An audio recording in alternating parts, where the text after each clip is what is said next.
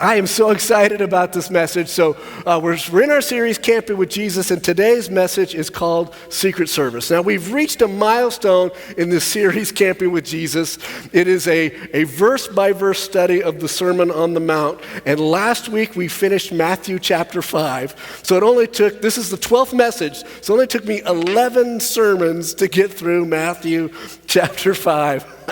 I'm optimistic that we will go faster from this point on, but today we're going to talk about Secret Service, and we're going to look at what seems like a very simple and easy to apply passage from the Sermon on the Mount, but I want to help you see it a little deeper than I expect most of us tend to see this passage. Are you guys ready? So we're going to go to Matthew chapter 6, starting in verse 1, and it says this: "Beware of practicing your righteousness before other people in order to be seen by them, for then you will have no reward from your Father who is in heaven.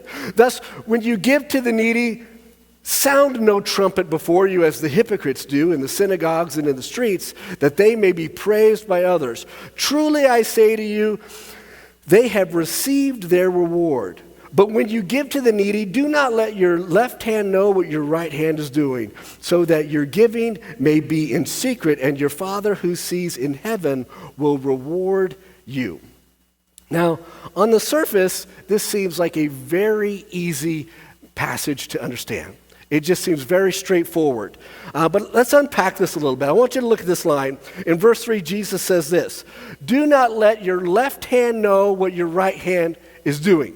Now, this is called hyperbole, okay, which means exaggeration for effect. All right, are you with me? So Jesus is not suggesting that you talk to your hands, okay? He's not suggesting that you keep secrets from one hand that you let your other hand in on, okay? If you're talking to your hands, I think we might have bigger problems. If you're having conversations with your hands, you might have issues. Okay, so let me help you understand what Jesus is not saying. This is my right hand. Hello. This is my left hand. How do you do? Okay, so Jesus is not saying that what you should do is say, "Hands, I need to talk to you. Right hand, I've got something to tell you." In private. Now listen, I understand you're the dominant one, but I need you to do something, and I can't have you telling you know who. If this is how you interpret the scripture, you have got some serious problems. Come on, are you with me today? Jesus is not suggesting that you tell your hand one thing that you do not tell your other hand. There's no way for you to literally keep a secret from your hands. You can't do that. It's not possible for you to keep secrets from any of your hands. They already know. So if you think that what Jesus is saying here to keep secrets from just one or other of your limbs, then you have misunderstood what Jesus is saying.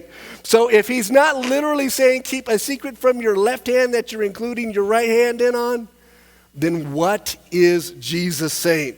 He's simply making the point that your acts of righteousness, which is what he said in verse 1, should be done confidentially, should be done in confidence. Now, does confidence mean that nobody knows ever?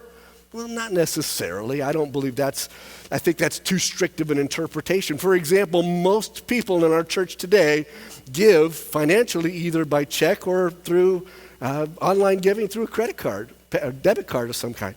Obviously, we know who you are. In fact, for many years in our country, people get a giving statement at the end of the year. They know exactly how much you've been giving. But that's not a show that's done for other people. That's something, when we confess our sins to other people, which the Bible encourages us to do, that's not proclaiming it to everybody. The Bible doesn't say tell everybody about what you're dealing with. There are times that we let some people know something. That doesn't mean we let everybody know something. So it doesn't necessarily mean that nobody knows, but it does mean we don't deliberately tell people to impress them. Come on, are you with me today? Now I want to focus on verse 2 and show you what I believe to be the heart of what Jesus is getting at. So Matthew chapter 6 verse 2 says this, "When you give to the needy, sound no trumpet before you as the hypocrites do in the synagogues and in the streets." Now look at this line, "that they may be praised by others." That they may be praised by others. See, that's what I think the heart of it is. That they may be praised by others. See, the praise of others can be a powerful temptation for any one of us. Getting addicted to other people's praise of us, getting the attention of others, getting the attaboys, the attagirls, getting the high fives, getting the recognition, getting the attention from others based on what we do can be addictive. Can be powerfully addictive. Look at this verse. Proverbs chapter 27, verse 21 says this, "The crucible is for silver, and the furnace is for gold, and a man is tested by his praise." Oh, think about that. What does that mean? Now, listen to this. According to Google, silver melts at 1,763 degrees. Gold melts at 1,948 degrees. How many would agree that's pretty hot? That's rather warm. Now, smelting is the process of refining metal to its purest form. Did you hear me? So it's not just melting it, it's refining it. Smelting is the process in which metals are refined for purity. It's done through both heat and pressure. Now, do you know what that smelting process does to raw metal? Do you know? What happens when they find raw gold in the earth and they put it through the process of smelting? It brings out the worst in it. That's what it does. It brings out the worst. It brings out all the stuff that's not really gold. It brings out all the junk, stuff called dross.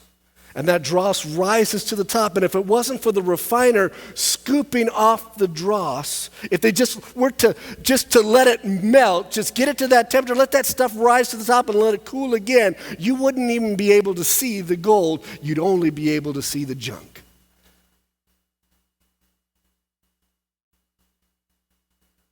That process brings out the worst in the gold. It brings out the worst in the silver. It brings the imperfections and everything to the top. That is what praise is to you and I. It is heat and pressure that will bring out the worst in you. It will bring out the worst in us. It will make us into someone we didn't mean to become.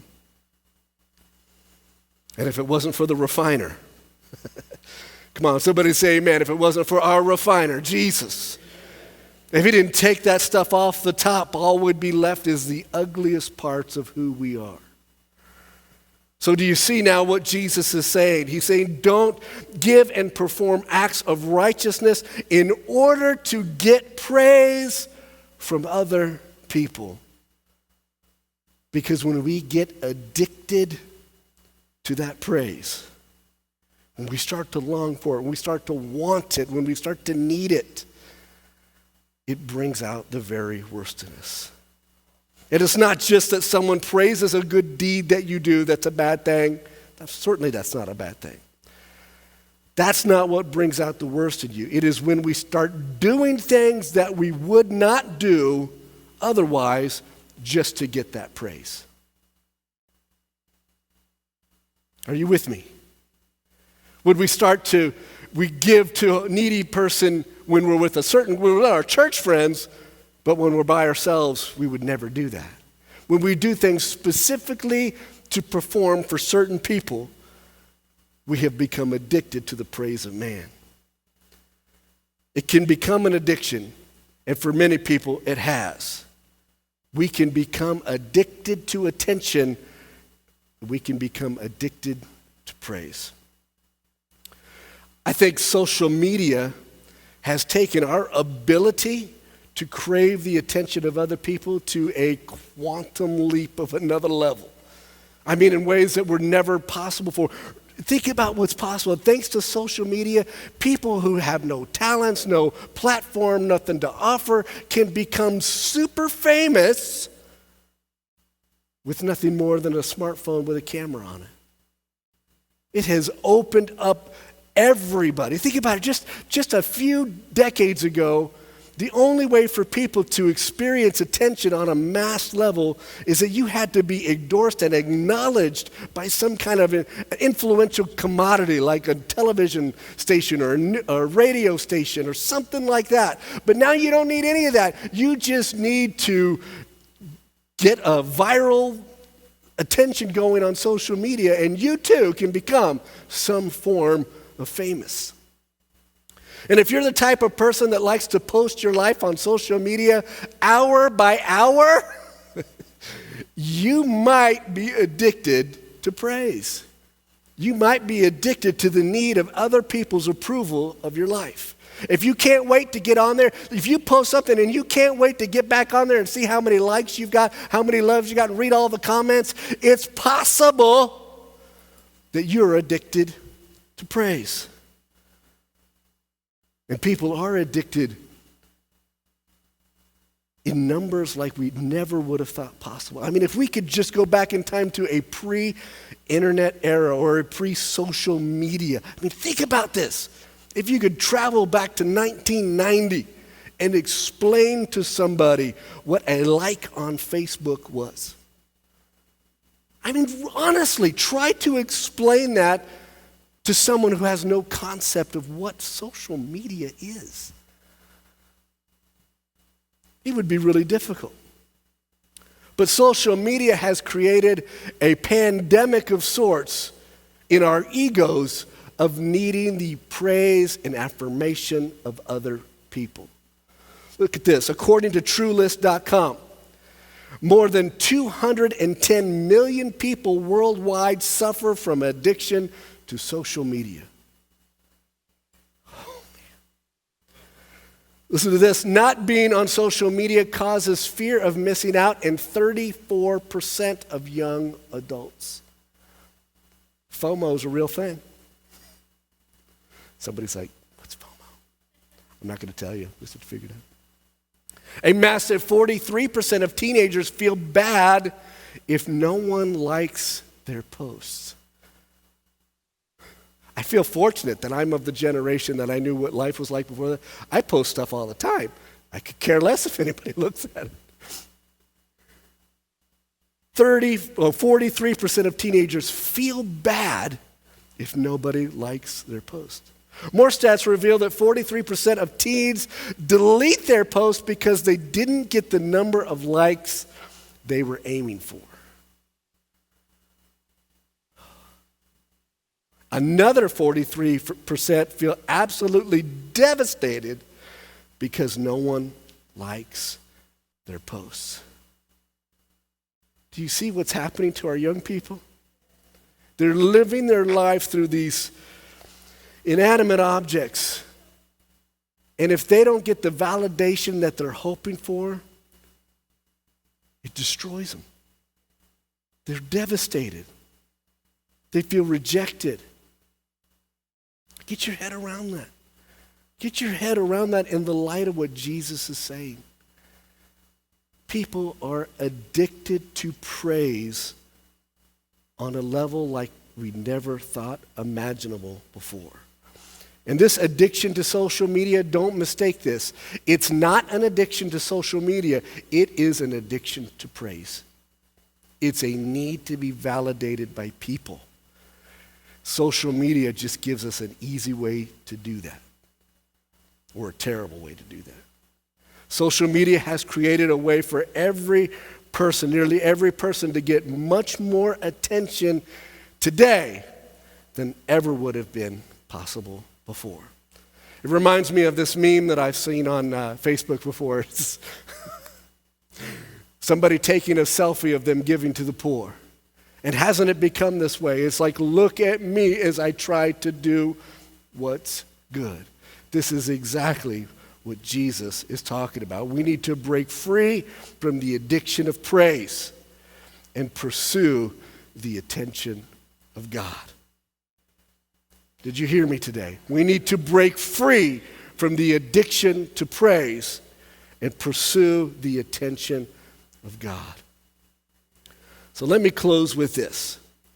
At the end of verse 4, it says this, in Matthew chapter 6, verse 4, it says, "And your Father who sees in secret will reward you."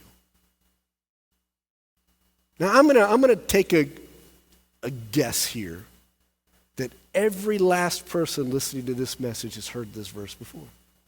I bet everybody has. Everybody watching online, I'm betting that you've all heard this verse before. You've heard this whole passage before. But I wonder if you've ever really thought about it. Your Father who sees in secret will reward you. Now this is so easy to miss, but so huge if you get it. I mean, if I literally could give you two choices, would you rather have the praise of all the people, or would you rather have the praise of God? Now, I won't ask you that question because I know how you'd answer, the way we'd all answer. I just don't know if we're being honest with ourselves when we answer that way. Because if we were honest with ourselves when we answer, assuming that what we'd say is we'd rather have the praise of God, and to get the praise of God, we are willing to sacrifice the praise of people. If we're honest about that, then the way we would act on it is according to His word. Yet, even now, even later, even in the future, most of the people hearing this message will soon resort back to doing whatever gets them the most attention from people. May or may not include social media. Are you with me today? Your Father who sees in secret will reward you. Now let me ask you a question. Have you ever wished you could get God's attention? Just be honest. You ever just wished, man, I wish I could. Let me ask you another question. This might be a little bit tougher, more vulnerable. Have you ever felt like you didn't have it? Have you ever felt like God's not paying any attention to you? Have you ever actually prayed, God, where are you? Why won't you help? Have you ever actually thought out loud, have you ever felt in your heart that God didn't see you? I bet there's a lot of us that have felt that. Maybe you don't feel that way right now. But I'm just saying, have you ever felt that way? Have you ever felt like God doesn't see you? Now, did you know that this passage right here tells us how to not only get God's attention, but a reward from Him? Now, I don't want to sound materialistic, but if I can get a reward from God, I want to know how. That reward may not even be material, but it's going to be awesome. Come on, did you hear me? The reward I could get from God may not even be material. It may not be a digital device. It may not be something I can touch or drive or buy or sell. It may not be anything that we would call a thing, but it would definitely be awesome. And if you don't think it would be awesome, I would challenge you to rethink what you really believe about God in the first place. But this verse right here shows us that we can not only get God's attention, but we can also get a reward from Him. That's huge. It's absolutely huge. Because if you're one of those people today, or you can remember a time when you felt like God couldn't see you, God didn't know who you were, God didn't even know you were there, you felt absolutely neglected and unseen by God. Here's a way you can know that God sees you. Do something for somebody else where you don't get any credit, where you don't get any praise. Because what did He say? That when other people give us praise, we've already received all the reward we're going to receive. If we really believe that, when people started looking, shut up, stop. Don't say another word. You're stealing my reward from heaven. I've never seen anybody do that. You're like, oh, stop it. Come on. Don't say anymore. Just, we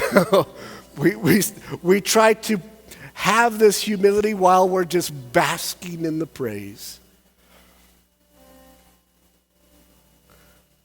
It's not necessarily bad.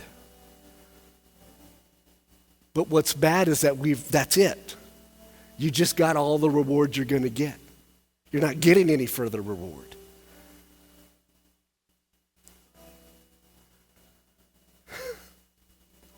See, in verse 1, he says, if we practice our acts of righteousness for others to see, we will have no further reward from our Father in heaven. If that's how we do it, if we make a show of it. We don't pass the plates in this church, but some of you are probably old enough to remember, passing the plate. There's always that one person that had to drop all their coins as loud as they can. Oh, so just everybody could hear how much they were given. Or maybe they deliberately hand their envelope to the usher with the amount showing. Oh, here it is. Yes, it's the least we could do. People have a lot of ways of trying to get attention from their giving. Which is great. Just know that's all the reward you get. Impressing an usher. I hope it was worth it. I hope you have a great day. Man, I really impressed that guy. I don't remember his name, but I really impressed him. Verse 2 says, the hypocrites who sound the trumpet and make a big show of giving, they've already received all the reward they're ever going to get. But when you practice righteousness, so it's not just about giving, it's about doing right things. And you give without the need of attention or a big show. And you do it in secret, your Father in heaven will see it, and he will reward you. Man, that's awesome. That is so good. Man, that's good. I don't think you realize how good that is. You know how many times, I'd calculate it. Carry the 4, divide by 8, add pi. About 20 bajillion times I've had somebody tell me, the church ought to do something about that. Usually I'm very courteous and polite, say, you know what, you're right. But can I tell you what I would like to say? Could I just tell you what I would like to say in those moments? The discourteous and unpolite version of me? Say, well, why don't you do something about it, Buttercup? Write the check. Go to the store. Do what you got to do. And you know what? I don't think it's necessarily a good thing the way our system works, because you get a deduction on your income taxes by giving to the church. Okay? Now, some of you don't know what I'm talking about. If you don't worry about it. But basically what it means is if you're going to get taxed for, say, $100,000 worth of income, all the money that you gave to the church, whether it's $5 or $50,000 of it, you don't get taxed on that money. So you get to keep a little bit more of your money. The problem that I see with it is that people start to use that as an incentive for giving. So let's say they see a need. Rather than just taking care of the need, they want to run it through the church. Why do they want to run it through the church? Because then they get credit for the giving. Now, some people do this, and I really appreciate this. I don't want to sound critical. Some people will run it through the church because they want to remain anonymous. That actually happens more often than any other. And that's awesome. I appreciate that. They're practicing this verse we're talking about. But some people do it specifically so they can get a break, so they can get that giving number up, so they can pay less taxes. My point is, we need to just do good things. We just need to do the right thing. When we see a need, we need to meet the need.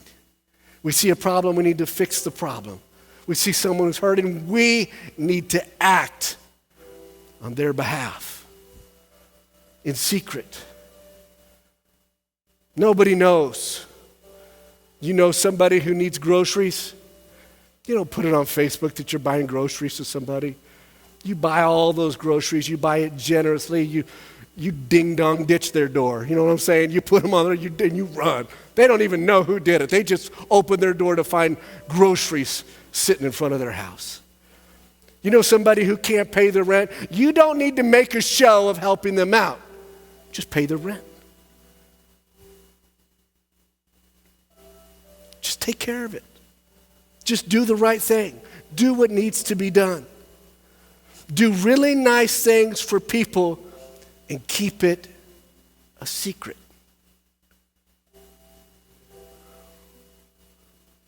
You know this, I'm telling you, this sounds so easy. It sounds really easy. But now if you're given just a little bit and it doesn't cost you anything, yeah, that's not a big deal. But I'm talking about when you give till it hurts. It's cost you something. You're sacrificed. You had to go without something to make it happen. To give like that and not let anybody know about it, boy, that's tough.